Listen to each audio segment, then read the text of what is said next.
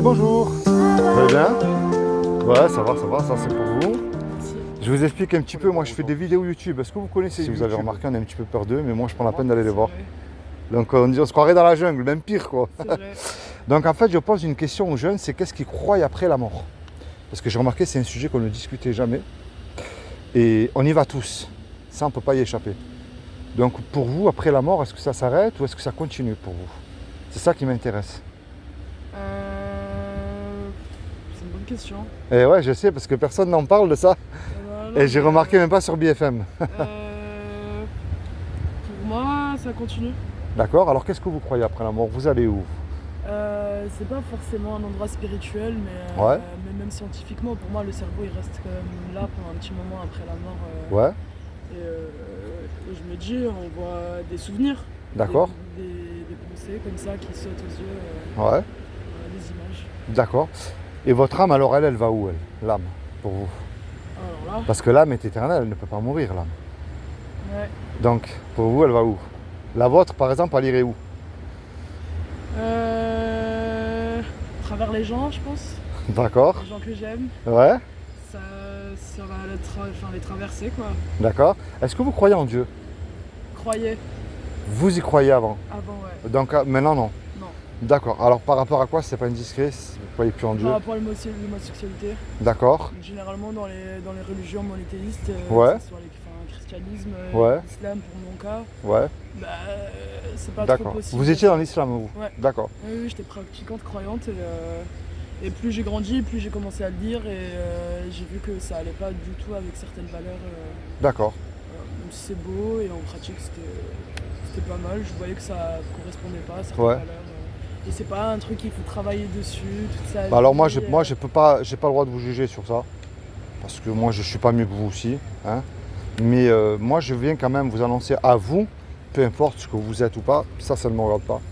Mais de toute manière, un jour ou l'autre, vous allez mourir, ça c'est certain. Ça c'est sûr. Donc, la grande question, c'est comment est-ce que, par exemple, vous savez si vous faites du bien ou du mal? Comment est-ce que vous le savez, par exemple? La question du bien et du mal, je pense que c'est une question qu'on essaie de. Moi j'essaie de répondre tous les jours, mais. Ouais. Alors, par contre, vous croyez plus en Dieu, vous m'avez dit. Pour vous, est-ce que pour vous, c'est fini? D'accord. Alors, vous savez, prouver que Dieu existe, c'est très simple. Prouver qu'il n'existe pas, on ne peut pas. Moi, je défie quiconque maintenant de me prouver que Dieu n'existe pas. Mais moi, par contre, je peux prouver que Dieu existe. Comment? Mais ne pas mélanger Dieu et la religion. J'ai remarqué que c'est dans le piège que énormément de jeunes, ou moins jeunes, hein, tombent. La religion, pour moi, c'est des hommes qui s'accaparent Dieu, et puis ensuite qui s'autoproclament représentants de Dieu sur terre pour dominer sur nous. C'est comme de la... interprétation. Ouais. Puis on va dire c'est comme de la politique. C'est des robots.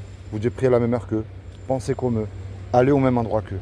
Si vous n'êtes pas comme eux, on vous juge, on vous chasse, voire on vous tue. Ça, c'est la religion.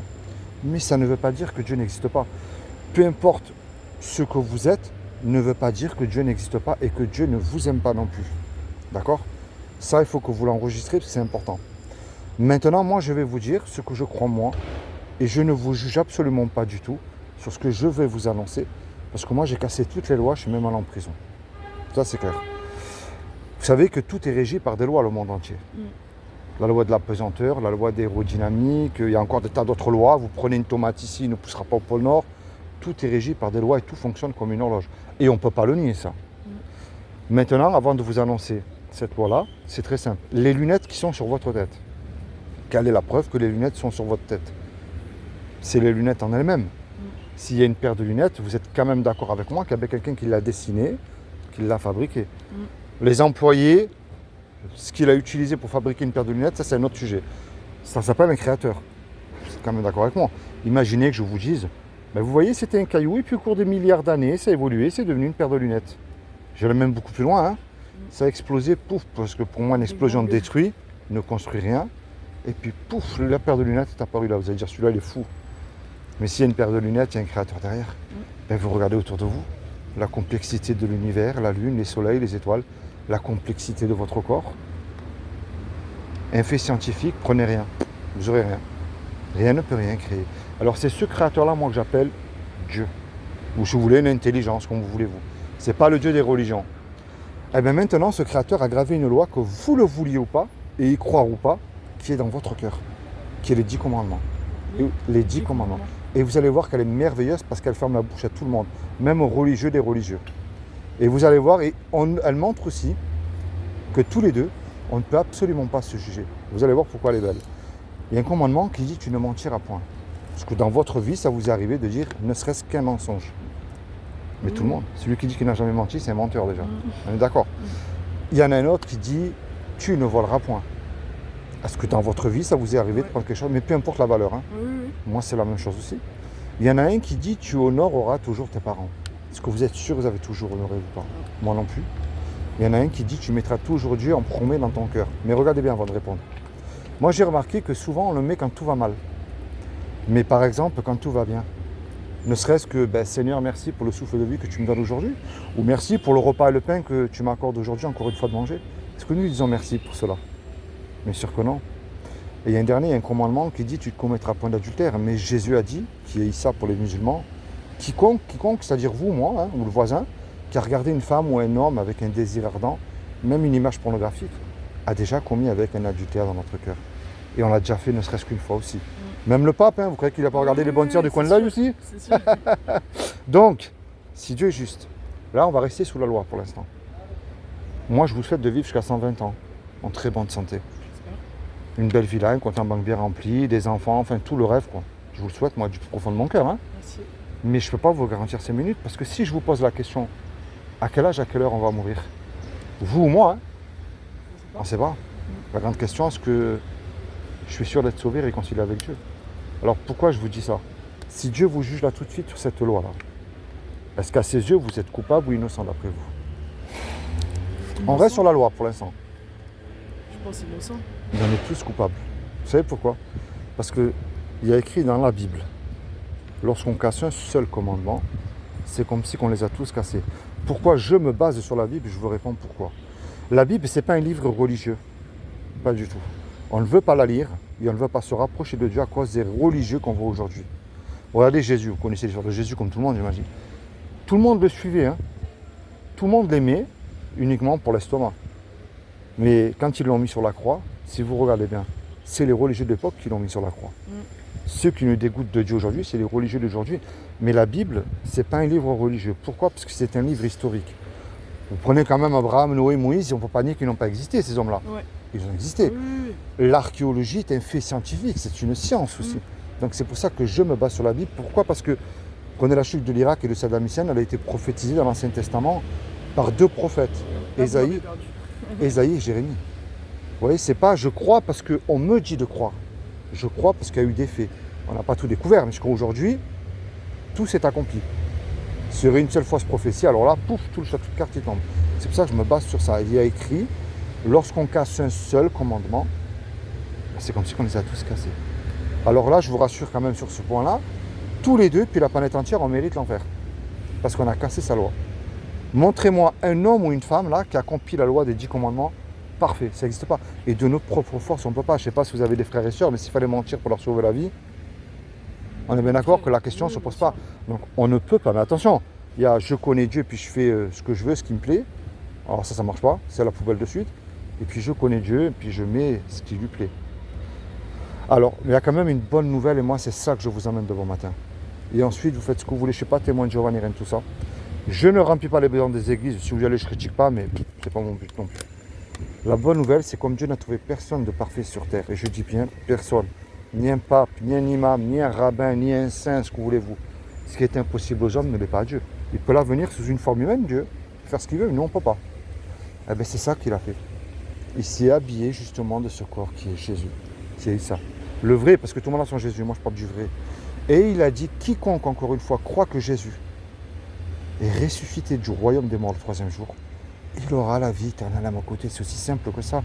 Et il n'a pas dit d'allumer un cierge, de suivre un pape, de faire des croisades, des études de théologie. Non, il a dit de croire.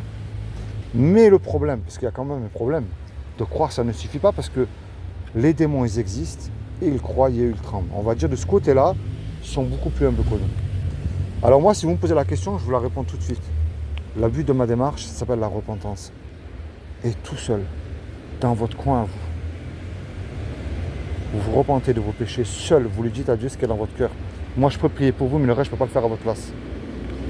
Parce que vous le vouliez ou pas, peu importe ce que vous êtes, moi je m'en fous, ça ne me regarde pas. Je ne suis pas mieux que vous. On va mourir et ça c'est certain. Mais dans la tombe, il n'y a pas de repentance. Et moi je ne veux pas que vous vous trompez, je préfère vous voir là-haut. Parce qu'il y en a qui me disent, on va s'éclater en enfer, et ben alors là, je préfère faire 20 ans de prison, même perpète, 30 ans et sortir. Que là c'est éternel. Ouais. Imaginez tous les deux là, on va faire un braquage, on se fait serrer et on passe devant le tribunal. On dit au juge, voilà monsieur le juge, sur la vie de ma mère, moi c'est fini, je recommence plus, vous êtes bon, miséricordieux, laissez-moi partir. Le juge il va dire, je suis bon, miséricordieux, c'est vrai, mais vous me payez la caution de 1 million d'euros, je vous envoie 30 ans tous les deux en prison. Tous les deux on n'a pas l'argent parce qu'on vient de se faire serrer. Puis on ne peut pas revenir en arrière et effacer le mal qu'on a fait. Et on ne peut absolument pas dire au juge, je recommence plus, c'est fini, je vous en... On peut même pleurer les plus grosses larmes de notre corps, ça ne marche pas. Il arrive un homme qu'on ne connaît pas, cet homme-là par amour pour nous, il décide de payer la caution. Puisque la caution, elle a été payée.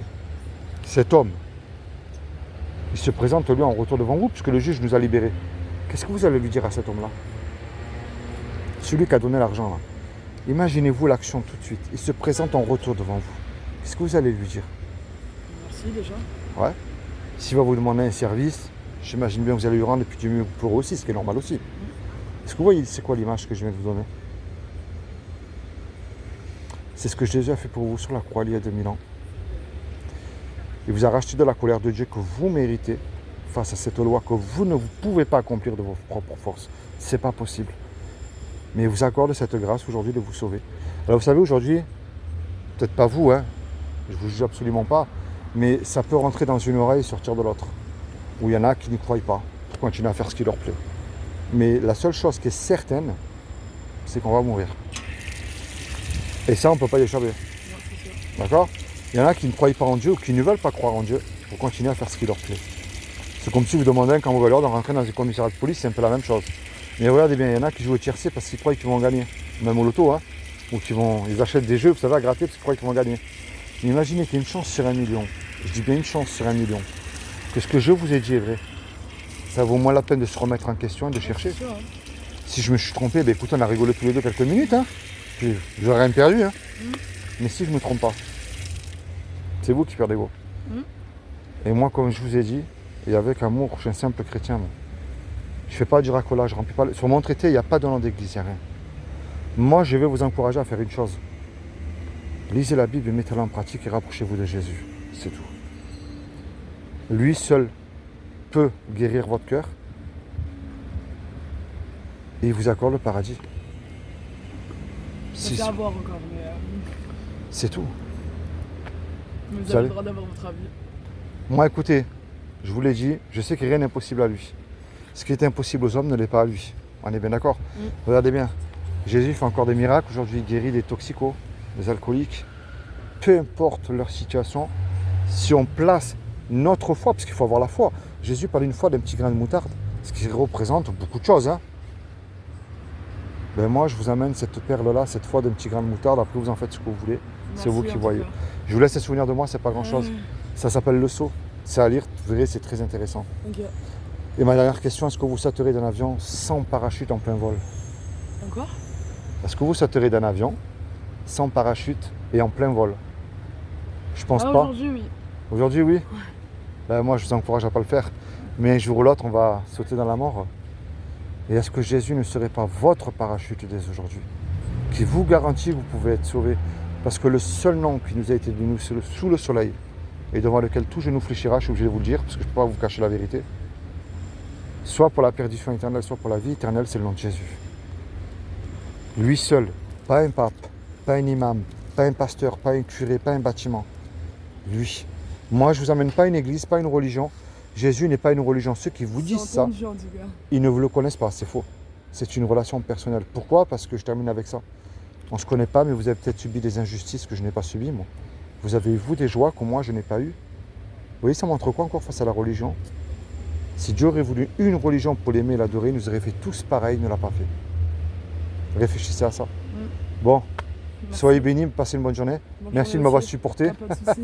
Mais j'espère que vous allez penser à ça et puis Lisez au moins ça. Je ne vous propose pas une Bible. Ouais, Si ouais, j'en voulais une, c'est gratuit. Bien sûr, je lirai ça, ouais. Mais pensez à ce que je vous ai dit, c'est Ça fera important. de la lecture. D'accord? Merci. Allez, soyez bénis, bonne journée. Merci. Aussi, au revoir.